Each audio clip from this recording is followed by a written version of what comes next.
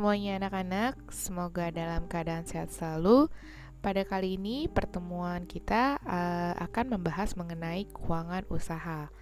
Nah, dalam keuangan usaha ini topiknya diambil dari KIKD kita yang dimana membahas mengenai harga pokok produksi, BEP, pemasaran produk, dan laporan keuangan sederhana gitu. Jadi kita akan sedikit membahas mengenai keuangan usaha gitu. Ini yang paling penting sih ya dari usaha ya, yaitu keuangannya gitu. Kita langsung simak aja mengenai keuangan usaha.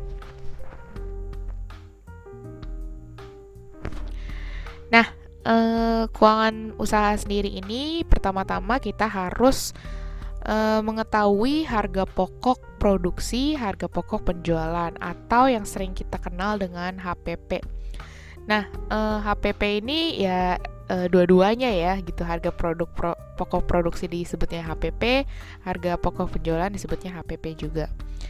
Nah, ini mengenai daftar biaya produksi yang harus dikeluarkan, dua-duanya ini gitu ya. Harga pokok produksi ini adalah daftar biaya produksi yang harus dikeluarkan. Nah, untuk mengetahui HPP, kita harus mengetahui bahasa-bahasa dalam rumus-rumus HPP sendiri gitu. Nah, di sini yang pertama adalah bahan baku langsung yang dimana terdiri dari harga bahan pokok, harga bahan tambahan, harga ongkos pengiriman. Nah, lalu ada biaya tenaga kerja langsung yang dimana terdapat biaya gaji-gaji. Nah, itu semuanya di sini nih. Nah, terus ada biaya overhead pabrik. Nah, ini adalah biaya yang lain-lain berkaitan dengan proses produksi. Namun, beban pemasaran dan administrasi tidak termasuk. Jadi, cuma servis, perawatan, biaya tenaga kerja tidak langsung. Jadi, itu termasuk dalam biaya overhead pabrik. Nah, kita lanjut aja langsung. Lalu di sini kita mempunyai komponen dalam perhitungan HPP. Nah, ini juga terdapat dalam rumus-rumus HPP gitu. Nah, jadi untuk mengetahui perhitungan HPP kita harus mengetahui dulu bahasa-bahasanya gitu ya. Karena ini lebih ke bahasa akuntansi sih ya sebenarnya gitu. Jadi kalau misalkan kalian perusahaannya udah mulai besar, saya saranin sih ya punya akuntan sendiri gitu karena ribet gitu ya. Nah, karena kita masih startup, jadi kita cuma sekilas untuk tahu aja gitu mengenai HPP ini dan analisis keuangan kita yang ketika perusahaan kita sudah besar gitu. Nanti kira-kira seperti apa sih gitu. Nah, jadi komponen perhitungan HPP ini yang pertama ada persediaan awal barang dagang. Nah, persediaan awal barang dagang yaitu adalah saldo persediaan awal saat periode berjalan atau neraca tahun sebelumnya. Nah, jadi ini kalau perusahaan kalian sudah mulai membesar ya gitu, udah kira-kira udah berjalan 2 bulan, 3 bulan, nah itu bisa dibuat perhitungan HPP-nya. Lalu yang kedua adalah persediaan akhir barang dagang, yaitu saldo persediaan akhir barang dagang umumnya ada pada saat perusahaan di akhir periode. Nah, maksudnya ini periode-periode ini tuh maksudnya awal bulan gitu ya, awal minggu gitu. Nggak harus 2 bulan, 3 bulan sih ya, per minggu juga bisa gitu untuk menghitung HPP gitu. Nah, jadi untuk mengetahui HPP harus saldo persediaan di awal periode, lalu ada persediaan akhir periode gitu. Jadi mungkin awal minggu sama akhir minggu gitu untuk menghitung HPP. Lalu yang ketiga adalah pembelian bersih, yaitu seluruh pembelian barang dagang yang dilakukan perusahaan, cash maupun kredit. Nah, ini semuanya tertera di sini. Nah, ini cara atau rumus perhitungan HPP sendiri, yaitu perhitungan secara produksi ya, yang di sini harga pokok produksi. Yaitu, nah ini cara menghitungnya ini agak panjang ya, agak belibet gitu. Nah, di sini ada biaya bahan baku. Ya, rumusnya sebenarnya kalau misalkan kalian menghitung menggunakan rumus sebenarnya gampang-gampang aja ya. Yang penting kalian sudah mempunyai angkanya gitu. Kalau misalkan kalian sudah memulai usaha, baru kalian bisa menaruh gitu ya, atau melakukan rumus ini gitu. Tapi kalau misalkan belum ada angkanya, ya susah juga gitu ya untuk melakukan rumus ini. Nah, jadi ini dilakukan biasanya tiap awal minggu, awal bulan, atau awal tahun. Nah, itu tergantung kebijakan perusahaan kalian gitu nantinya bagaimana. Nah, jadi ini intinya mengenai si rumus untuk menghitung produksi, gitu ya. Lalu lanjut, di sini ada penjualan perhitungan HPP. Nah, di sini perhitungan HPP juga sama, yaitu dilakukan di awal dan di akhir gitu ya. Bisa dilakukan tiap tahun, bulan, minggu, dan disarankan tiap produk itu dibedakan perhitungannya. Jadi misalkan kalian mempunyai produknya misalkan ada 5 jenis misalkan, yaitu pertama sweater, yang kedua itu dress, yang ketiga itu misalkan jas tuxedo, misalkan yang keempat itu adalah tas, yang kelima itu adalah aksesoris gitu ya. Nah, itu dibedakan perhitungannya gitu tiap produk gitu. Nah, jadi gak belibet banget gitu sebenarnya kalau misalkan mau buka usaha. Tapi ini saya saranin sih kalau misalkan udah agak besar aja gitu perusahaan kita, atau udah 2 bulan atau 3 bulan berjalan gitu ya, barulah menurut saya sih panggil akuntan aja gitu biar gampang gitu. Tapi saran saya jangan sampai takut untuk memulai usaha karena ada perhitungan-perhitungan begini gitu ya. Tetap aja harus pede aja gitu. Nanti setelah ini saya akan kasih lihat cara yang mudahnya gitu ya untuk menentukan suatu harga. Nah, di sini ya contoh persediaan. Nah, ini harus ada angkanya yang saya bilang tadi. Persediaan awal itu 10 juta, pembelian bersih itu 5,2. Harus ada angkanya baru bisa dimasukin ke rumusnya gitu. Next. Nah, ini harga jual startup. Nah, ketika pusing lihat harga-harga yang tadi, rumus-rumusnya, kita cari gampangnya aja, yaitu harga total sama dengan biaya produksi plus laba.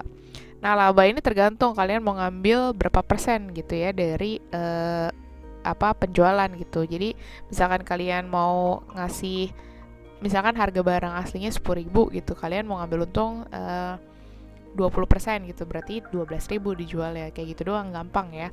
Nah, jadi biar kalian gak pusing, ribet banget bu, ya ampun mau buka usaha aja gitu ya. Jadi mendingan sih saran saya daripada ribet-ribet gitu, mendingan langsung aja tanpa takut kita menggunakan rumus yang ini gitu. Nah, tapi perhitungan yang tadi itu sangat penting tentunya. Kalau misalkan kalian benar-benar serius menjalankan usaha kalian, tentunya kalian harus benar-benar mempelajari yang tadi itu, harga HPP ya, harga produksi sama harga penjualan.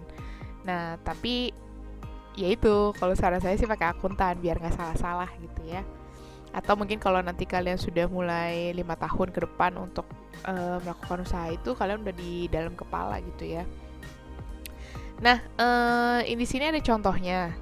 Usaha Tifa Meta mendapatkan pesanan sebanyak 50 pieces. Biaya yang dikeluarkan untuk memproduksi baju sebesar 2 juta dengan rincian sebagai berikut. Nah, ini yang saya bilang, disebutin dulu biaya operasionalnya, biaya produksinya itu berapa gitu ya. Kalau misalkan udah ketemu, ini kan jatuhnya 2 juta nih. Biaya bahan bakunya 800, biaya tenaga kerjanya 1 juta, biaya lain-lainnya 200.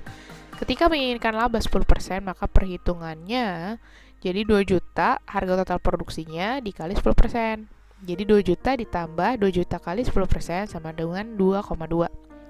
Jadi dengan begitu harga untuk setiap produknya adalah 44.000 gitu. Dapat dari mana nih 44.000? 2,2 dibagi 50 pieces gitu. Jadi satu piecesnya dijualnya 44.000 rupiah gitu kira-kira. Gitu ya cara gampangnya gitu. Jadi kalian gak ribet dan gak pusing gitu ya. Jangan nggak takut-takut gitu untuk memulai. Next. Nah, ini sebenarnya juga salah satu contoh perhitungan HPP ya, produksi maupun penjualan. Yang bagian merah ini adalah produksi, yang bagian hijau ini adalah penjualan gitu. Nah, ini makanya kita harus tahu nih sado awal sado akhir nih kayaknya udah perusahaan yang sangat besar ya. Ini saya juga ambil contohnya dari sumber tertentu gitu ya, yang dimana menerangkan tentang akuntansi juga gitu. Nah, ya jadi ini tuh data ya dari 2014, 2015 nih akan selalu seperti ini gitu ya, tiap tahun pasti akan ada. Nah, itu tergantung perusahaannya yang saya bilang, closingnya mau kapan, terus nanti bikin pembukuannya. Nah, jadi di sini fokus ya, produksinya itu ada apa aja gitu. Di tahun 2014 bahan baku dan kemasan digunakan 6. Nah ini angkanya gede banget ya. Ini ada nggak ya duitnya? Nah jadi tiap tahun itu ada inflasi juga gitu. Jadi 639 di tahun 2014, di tahun 2015 649 gitu. Ada kenaikan harga gitu ya ketika membeli bahan baku dan kemasan yang digunakan. Nah upahnya juga mungkin dia di sini nambah pekerja ya, dari 121 jadi 124. Nah, terus di sini ada macam-macamnya lagi gitu ya. Ini dihitung gitu setiap nanti kalian punya produk dan perusahaan gitu ya. Ada utilitas, asuransi, lain-lain masing-masing. Bahkan udah pakai miliar nih, Bro. Nah, jadi di sini adalah produksi dan di sini ada penjualan. Nah, biasanya kalau penjualan tinggal ngikutin aja. Saldo awal tahunnya berapa, lalu saldo akhir tahunnya berapa. Nah, biasanya tahun 2014 ini saldo awal ini diambil dari tahun sebelumnya. Nah, saldo akhir tahun sebelumnya. Nah, ini saldo akhir tahun sebelumnya naik lagi ke sini kan di tahun 2015 gitu. Nah, jadi kayak gitu perhitungannya kira-kira mengenai HPP. Jadi kita nggak usah ambil pusing, nggak usah ambil ribet ya gitu. Nah, terus kita lanjut ke BEP, yaitu BEP adalah break even point, yaitu merupakan titik di mana pendapatan dari usaha sama dengan modal yang dikeluarkan. Nah, jadi BEP ini ngasih tahu nih titik di mana kita harus mengumpulkan uang gitu. Jadi misalkan modal yang gue keluarin adalah 10 juta. Jadi kapan nih kira-kira gue bakal dapat 10 juta ini balik gitu. Nah, itu namanya adalah BEP atau break even point gitu ya. Menentukan kapan sih modal itu modal yang gue keluarkan itu sudah balik modalnya gitu ya, sudah kembali gitu pendapatannya. Pendapatannya itu udah ngebalikin modal gitu lah istilah kata. Nah, jadi di sini ada elemennya juga. Elemen di rumus BEP itu ada pertama ada fixed cost, yaitu biaya tetap yang dikeluarkan. Yang kedua ada variable cost, biaya yang berhubungan dengan kegiatan kita dalam menjalankan usaha. Fixed cost ini kayak ini ya, gaji, terus kayak bahan-bahan, nah itu biaya tetap ya. Nah, terus variable cost ini biaya yang berhubungan dengan kegiatan kita dalam menjalankan usaha. Nah, ini mungkin ada tambahannya, entah mungkin promosi, entah mungkin ada service dan sebagainya macamnya. Lalu ada harga penjualan, yaitu harga jual yang ditentukan kepada pembeli. Nah, harga penjualan tadi ya, yang kita hitung tambahannya 10% gitu mungkin. Jadi nggak usah ribet-ribet gitu ya. Lalu ada kontribusi margin per unit gitu, jumlah keuntungan yang kita dapatkan ketika kita menjual produk kita. Nah, jadi biasanya dikenalnya pakai per unit gitu. Nah, kita coba cek aja gitu. Apa sih kayak gimana sih ini ceritanya? Nah, ini rumusnya ya. Kalau kita melihat BP unit, yaitu biaya tetap dibagi harga per unit dikurang biaya variabel per unit gitu.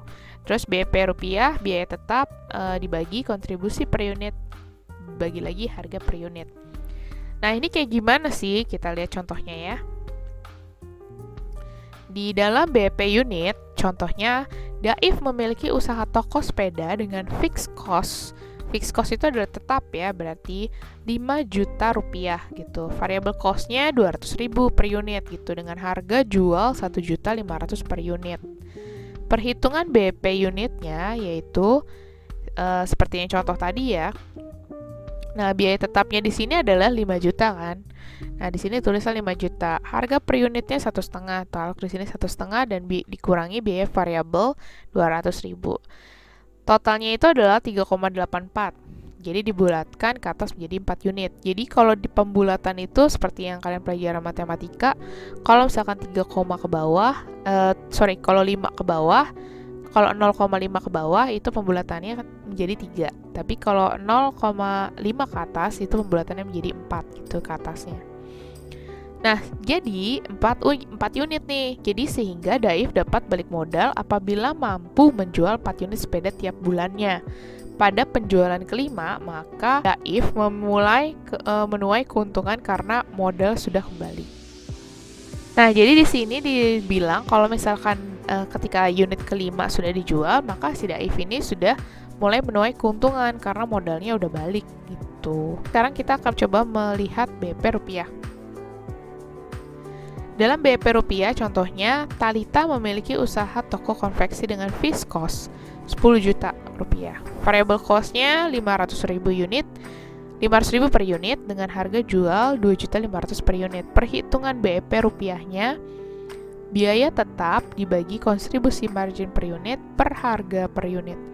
Nah, ini udah kelihatan ya. Nah, totalnya adalah 12.500.000 rupiah. Hingga Talita mendapatkan BEP ketika angka penjualannya sudah mencapai 12.500.000. Setelah melewati harga tersebut, maka Talita dapat dikatakan sudah balik modal. Nah, ini adalah BEP atau break even point ya, dimana kapan nih kira-kira sih keuntungan gue sudah mulai bisa gue tuai gitu. Nah, jadi kalian kalau misalkan setiap mau melakukan usaha, kalian harus tahu juga modal yang kalian keluarkan berapa dan kira-kira kapan modalnya tuh balik gitu, yang sesuai yang kalian keluarin.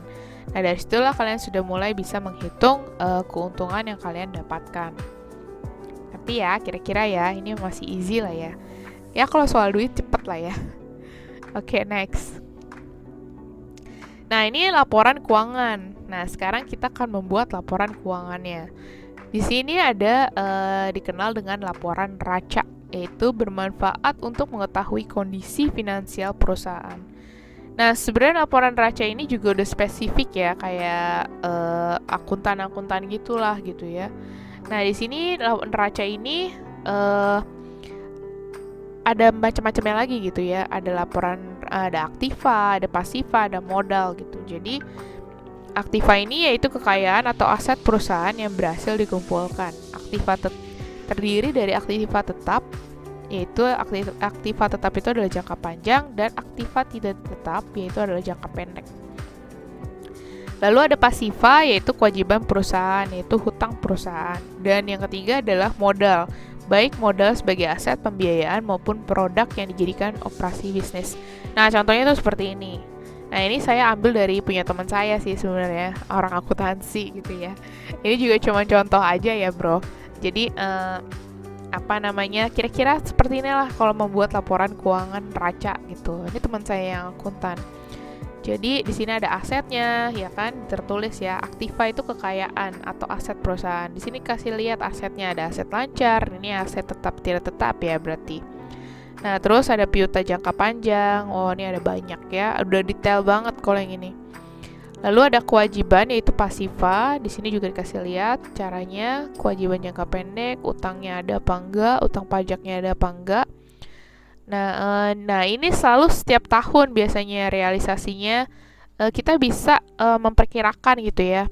Kira-kira 5 tahun ke depan laporan keuangannya seperti apa. Nah, itu bisa juga gitu. Tapi kalau menurut saya sih untuk ukuran startup ya nggak perlu pusing mikirin ini gitu ya. Ya, kalau misalkan kalian berniat sih ya nggak apa-apa sih, dijalanin aja. Misalkan kalian sudah mulai membayangkan gitu ya, asetnya kira-kira kalian di tahun 2020 sekarang apa, bagaimana, terus tahun sekiannya gimana, sekiannya gimana gitu. Nah, jadi ini salah satu contoh aja gitu punya teman saya. Next ya.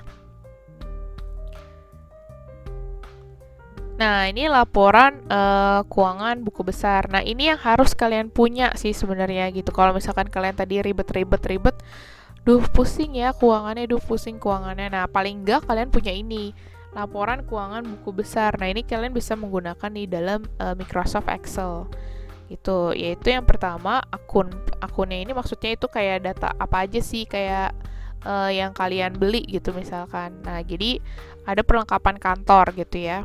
Misalkan perlengkapan kantornya itu apa ya, contohnya komputer gitu ya. Debitnya itu 10 juta. Debit tuh maksudnya apa sih? Tunai. Debit itu adalah uang tunainya gitu. Jadi ketika kalian pergi ke suatu toko, kalian mau beli gitu ya untuk perlengkapan kantor, komputer gitu misalkan, kalian membelinya itu dengan tunai gitu.